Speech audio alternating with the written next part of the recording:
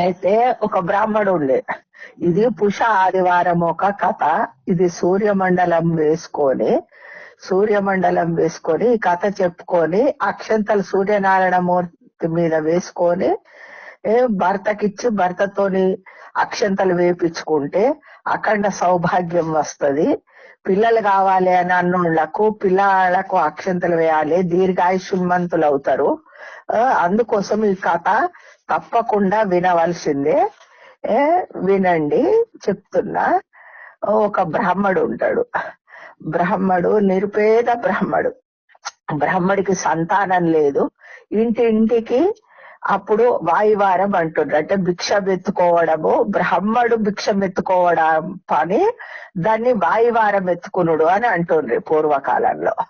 అయితే ఆయన వాయువారం ఎత్తుకుంటూ ఇంటింటికి పోతుండే. ఒక ఇంటి దగ్గరికి వెళ్ళేటాళ్లకు ఒక ఆమె తెల్లవారుజామున లేచి 5 చిక్కుడుగులు 5 చిక్కుడాకులు చిక్కుడుకాయ అన్ని తీసుకొని ఆమె సూర్యమండలం వేసుకొని సూర్య భగవానుడికి పూజ చేస్తున్నది.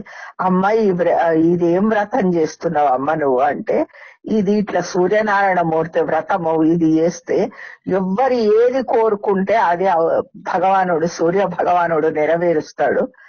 కర్మ సాక్షుడు అతడు కాబట్టి మన కర్మాన్ని తొలగించేసి మంచి చేస్తాడు మనకు అని చెప్తారు అన్నట్టు. చెప్పిటాళ్లకు అట్లనా అమ్మ, మరి నేను కూడా చేసుకోవచ్చా అంటే, నీ ఇంట్లో నీ భార్యతో చెప్పివు, మంచి అన్ని తీర్ల నీకు అనుకూలం అవుతుంది అని అంటే, సరే అని అంటే, ఇద్దరం కలిసి చేసుకుంటాం అమ్మ మేము అని చిక్కుడు ఆకులు అన్ని తీసుకొని పోయి, దీనికి నైవేద్యం ఏం పెట్టాలి అని అంటే, ఏం పెట్టాలి అమ్మా నా దగ్గర ఏం లేదు అంటే, నువ్వు భిక్షం ఎవరు ఏది పప్పు పెడతారు, బియ్యం పెడతారు, కూరగాయలు పెడతారు కదా, అవన్నీ ఒక దగ్గర వేసేసి కిచిడి వేసి అన్నం నైవేద్యం పెట్టు. నారాయణమూర్తికి పాయసం అంటే మస్తు ఇష్టం కాబట్టి రథసప్తమి రోజు రథగారెలు పాయసము చేసి ఉద్యాపన తీరంగా చెయ్యాలి దీని వ్రతము విధానము అని చెప్తుంది అన్నట్టు. చెప్పిటాళ్ళక సరే అమ్మ అని చెప్పేసి ఇంటికి పోయి భార్యకి చెప్పి, భార్య తాను ఇద్దరు 4 పుషాదివారాలు అదే విధంగా చేస్తుంటారు అన్నట్టు. చేసినాక మళ్ళా పుషమాసం అయిపోగానే భార్య గర్భవతి అవుతుంది. భార్య 9 నెలలు నిండుతాయి. నిండినాక పిల్ల ఉడుతుంది. పాపం ఆమె ఆరోగ్యం మంచిగా లేక భార్య చనిపోగానే అయ్యో చిన్న పిల్ల, ఇంత నారాయణ నాకు బిడ్డనిచ్చినావు కానీ నా భార్యను నువ్వు తీసుకుంటువి, ఏం చెయ్యాలి అని చెప్పేసి 2వ భార్యను పెళ్లి చేసుకుంటాడు.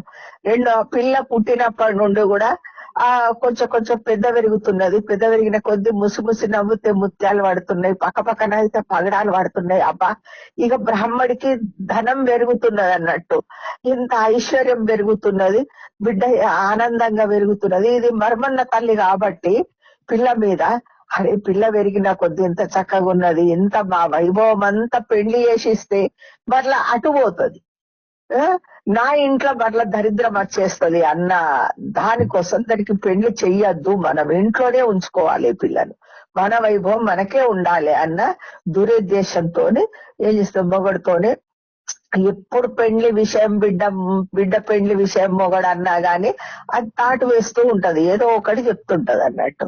చెప్తుంటాళ్లకు ఇక అట్లా నడుస్తున్నది, కాలం గడుస్తున్నది. ఒక నిరుపేద బ్రాహ్మడు మళ్ళీ అట్లా వీళ్ళ ఇంటి కోసము చిన్న పిల్లడు భిక్షానికనే వస్తాడు. వచ్చి తాళ్లకు మంచిగా అందంగా మంచిగా ఉన్నాడు.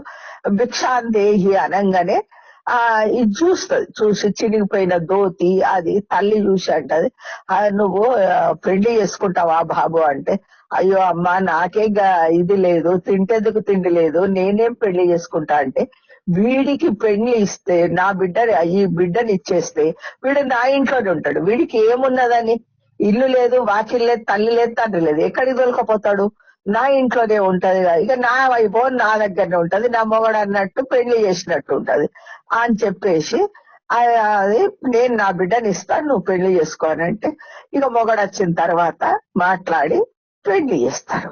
పెళ్లి చేసిన తర్వాత ఇక మొదటి రాత్రి ఉంటది కదా, భారత ముసి నవ్వుతే ముత్యాలు పడుతున్నాయి, పక్క పక్కన అయితే పగడాలు పడుతున్నాయి. అరే నా పెండ్లాంకి ఇంత వైభవం నా పెండ్లాం ఉండంగా నేను అత్తగారి ఇంట్లో ఎందుకు ఉండడము అని చెప్పేసి ఆయనకు అనిపించి, మన ఇంటికి మనం పోదాము, పూరి గుడిసె ఉన్నా సరే మన ఇంట్లో మనం ఉండాలి అంటే, అవు కరెక్టే, పెళ్ళైన పిల్ల తల్లిగారింట్లో ఉండడం నాకు కూడా ఇష్టం లేదు, మీ వెంట నేను వస్తానంటది.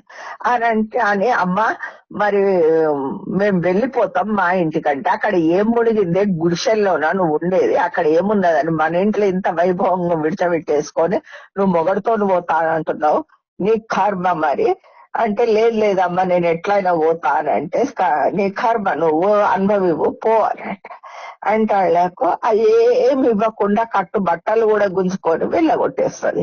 వెళ్ళగొట్టేసిన వాళ్ళకు ఆ పూరి గుడిసెల్లే పోతారు, ఉంటారు.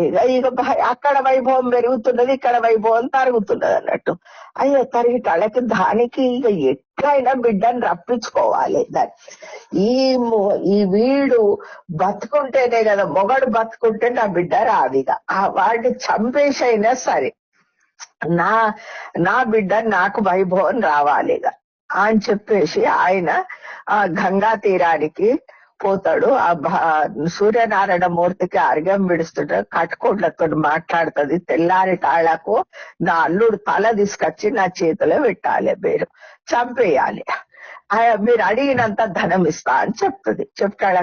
వాడికి ఏం చేసేది ఉన్నది, సరే అమ్మా అని అంటారు. అని చెప్పేసి ఇగో తెల్లవారుజామున నా అల్లుడు గంగ పోతాడు, అక్కడ పూజ చేసుకుంటాడు కళ్ళు మూసుకొని. ఆ కళ్ళు మూసుకొని పూజ చేసుకుంటప్పుడు మీరు తల తీసేయండి అని చెప్తాడకు. సరే అని చెప్పేసి పోతారు వీళ్ళు. ఆయన సూర్యుడికి అర్ఘ్యం ఇస్తా అని చెప్పేసి మూసుకొని మంత్రం చదువుతుంటాడు. వీళ్ళు వచ్చి తల తీసేస్తాడకు. ఇక తల తీసేస్తారు వెళ్ళిపోతారు. అది వాడికి పోయే వాళ్ళకు దానికి పోయి చెప్తారు అన్నట్టు. చెప్పిటాళ్లకు వాళ్ళకి పైసలు ఇచ్చేస్తుంది. పైసలు చెప్పు, నా అల్లుడు చచ్చిపోయి ఇక ఏడ్చుకుంటా వస్తుంది నా బిడ్డ, ఇక ఏడ్చుకుంటా వస్తుంది నా బిడ్డ అని ఎదురు చూసుకుంటా కూర్చుంటది.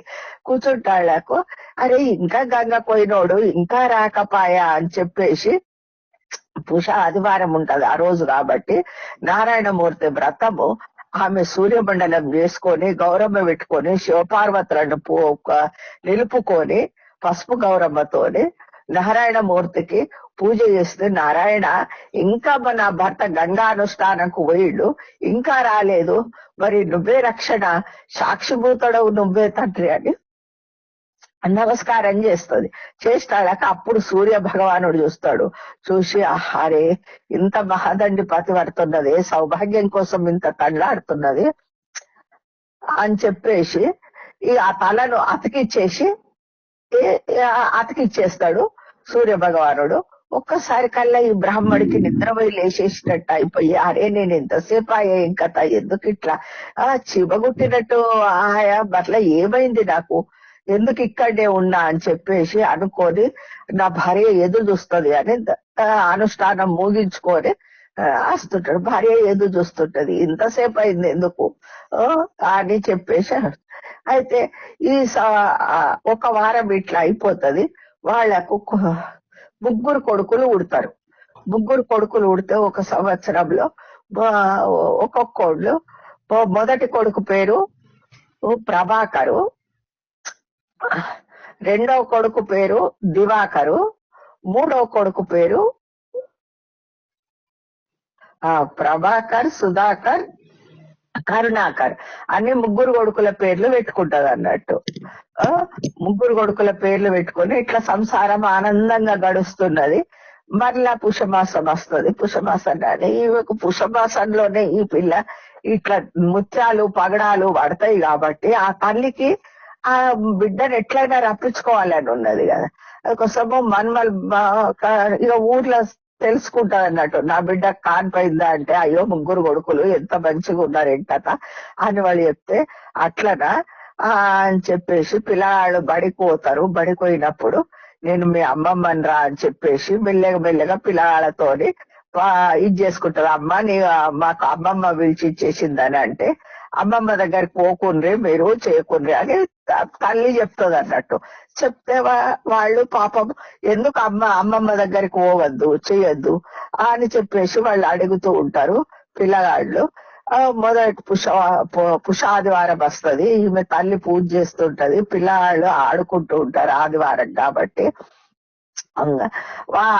ఆ తల్లి వచ్చి మీకు నేను అమ్మమ్మను, మన ఇంటికి రండి, అమ్మ ఎందుకోసం నా దగ్గరికి, మీ అమ్మ దగ్గర మీరు లేరా, అమ్మమ్మ దగ్గరికి రావాలి అని చెప్పేసి అంటాళ్లకు సరే అని చెప్పేసి పోతారు అన్నట్టు.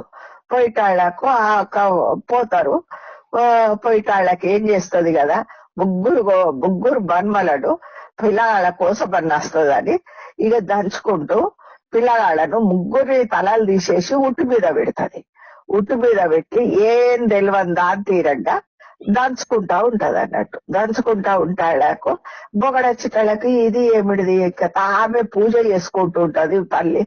అక్కడ బిడ్డ సూర్య భగవానుడికి తండ్రి సాక్షిభూతం నువ్వే, నా పిల్లలకు అందరిని, నా భర్తను రక్షణ చేసేటోడవు నువ్వే, సుధాకర్, ప్రభాకర్, కరుణాకర్ రండి ఆర్తి తీసుకుంటేందుకు అని పిలుస్తుంది అన్నట్టు. పిలిచేటాళ్లకు ఆ ఉట్టి మీద ఉన్నారు కదా, అయితే సూర్య భగవానుడు చూస్తాడు, అయ్యో ఆ తల్లి వేదనతో పిలుస్తున్నది ఆర్తి తీసుకుంటేందుకు, పిల్లలకు ఇదే ఏం చేశాని భిక్షగాడి వేషంతో పోతాడు. పోయి భిక్షం వెయ్యు నాకు అని పోయిటాళ్లకు, నాకు చేతి ఖాళీ లేదు, ఏం భిక్షం అడుగుతున్నావు పో అని అంటే, ఎన్నిసార్లు వెళ్ళిపోమన్నా గానీ వెళ్ళిపో, కాదు ఆ ఉట్టి మీద ఉన్నాయి వేసేయి నాకు, ఆ ఉట్టి మీద ఉన్నాయి అంటాళ్లకు. ఆ ఉట్టి మీద ఉన్నది అని అంటాళ్లకు. ఆ తలలన్న చూసి ఎంత పాపిష్టి బుడ్డి ఉన్నవి నువ్వు, ఇంత ఇది అని చెప్పేసి తిట్టి ఆ తలలన్నది వాళ్ళ అతుకుతాయి అన్నట్టు. అతికిటాళ్లకు భగవానుడు అతికిస్తాడు. ఊరుకుంటా వెళ్ళిపోతారు అన్నట్టు తల్లి దగ్గరికి. తల్లి దగ్గరికి పోయిటాళ్లకు పోయి అమ్మమ్మ ఇట్లా చేసిందంట, అయ్యో కొడుక ఎంత పెద్ద ఇదైపోయింది, మీరు పోకుండ్రి అమ్మమ్మ దగ్గరికి, పిలిచినా మీరు పోవద్దు అని చెప్పేసి ఇది చేస్తుంది అన్నట్టు. నారాయణ నా పిల్లలను రక్షణ చేసినావు అని చెప్పేసి ఇస్తుంది. ఆ 2వ సంవత్సరం అట్లా అయిపోతుంది. మరలా 3వ సంవత్సరం కూడా ఆమె ఇట్లనే ఏదో ఒకటి ఆ బిడ్డను రప్పించుకోవాలి, ఎక్కడికల్లి రప్పివ్వాలి, బిడ్డ కష్టంలో ఉండాలి అని చెప్పేసి ఆమెను కష్టపెడితే ఉంటది. ఇక వ్రత సప్తమి వస్తుంది. రథ సప్తమి రోజు ఇక ఇట్లా 3 సంవత్సరాలు రథ సప్తమి రోజు నేను కూడా నారాయణమూర్తి వ్రతం చేస్తా కదా, ఈ రోజు ఆ బిడ్డను, అల్లుళ్లను, మన్మలను అందరిని పిలుచుకోవాలని ఉన్నది, బిడ్డ నువ్వు నా దగ్గరికి రావాలని అక్కడ పోయి బిడ్డ దగ్గరికి పోయి కళ్ళబొల్లి ఏడుపులు ఏడ్చి బిడ్డను, అయ్యో ఇంతగానం ఏడుస్తున్నది కదా, మనసు అరిగిపోయిందేమో, నా తల్లి మంచిగా అయిందేమో, వస్తా సరే అమ్మ అని చెప్పేసి అంటది. అనేటాళ్లకు ఇక బిడ్డకు అల్లుడికి అల్లుడికి మన్మలకు వేరే పాయసం చేస్తుంది, బిడ్డకు వేరే పాయసం చేస్తుంది. చేసి గారెలు అన్ని వేరు చేస్తుంది అన్నట్టు. చేసేటాళ్లకు పిల్లలు కదా, ఇక కాళ్ళ కడుక్కొని వస్తామమ్మా మేము అని చెప్పేసి చేసేటాళ్లకు కాళ్ళ కడుక్కుంటేందుకు వడ్డన చేస్తుంటది అన్నట్టు. వడ్డన చేయంగా బిడ్డ పిల్లగాళ్ళు తల్లి చాడులో కలిసి, మీరు ఈ వడాలు తినకుండ్రి, అవే తినుండ్రి, అదే పాయసం తినుండ్రి, మీకు పెట్టిందే మీరు తినాలి అని చెప్పేసి చేస్తే తల్లిని అడుగుతుంది అన్నట్టు. ఎందుకోసం నువ్వు ఇట్లా ఇది చేస్తున్నావు, నువ్వు నా పిల్లలు నా దగ్గర తినకుంటే ఎట్లా అని చెప్పేసి బిడ్డ అంటాళ్లకు. లేదు నువ్వు ఇది చేస్తాళ్లకు. అప్పుడు పిల్లి రూపకంలో వస్తాడు ఆ సూర్య భగవానుడు. వచ్చి పిల్లల దగ్గర ఉన్న పాయసాన్ని నాకుతాడు అన్నట్టు. నాకిటాళ్లకు ఆ పిల్లి పడిపోయేటాళ్లకు అప్పుడు తల్లిది ఇది గుణం తెలుసుకొని, చూడు నా పిల్లలను నా భర్త చంపితేందుకే నువ్వు ఇట్లా వేసినవా, నువ్వు విషం పెట్టినవు నా పిల్లలకు ఇది చేసేసి అని తండ్రికి చూపించటాళ్లకు, ఇసుంటి దాన్న నీకు నేను తల్లి ఇది చేసిన బిడ్డ, అయ్యో ఎంత ఇది అని దాన్ని ఇంట్లో కల్లి వెళ్ళగొట్టేసి ఇది చేసేసి, ఎవరైతే సూర్య భగవానుడు అప్పుడు ప్రసన్నమవుతాడు. ప్రసన్నమయ్యి ఎవరైతే భక్తి శ్రద్ధలతోని నాకు పూజ చేస్తారో 4 వారాలు వృషభాసంలో సూర్య మండలం వేసుకొని శివపార్వతులను చేసుకొని చేస్తారో సౌభాగ్యం కావాలన్నోళ్లకు సౌభాగ్యము, సంతానం కావాలన్నోళ్లకు సంతానము, వైభవం కావాలన్నోళ్లకు వైభవము నేను తప్పకుండా ఇస్తా. అందుకోసమే ఈ వ్రత సప్తమి రోజు నాకు పాయసము, గారెలు ఎవరైతే చేసి పెడతారో ఈ పుష్యమాసం అయిన తర్వాత రథ సప్తమి రోజు నా రథం అన్నది సూర్యగమనము అప్పుడు నిలుస్తూ ఉంటది, అందరికి జయాలు చేస్తుంటా అని చెప్పి సూర్య భగవానుడు అభయం ఇస్తాడు. ఇది సూర్యనారాయణ మూర్తి కథ.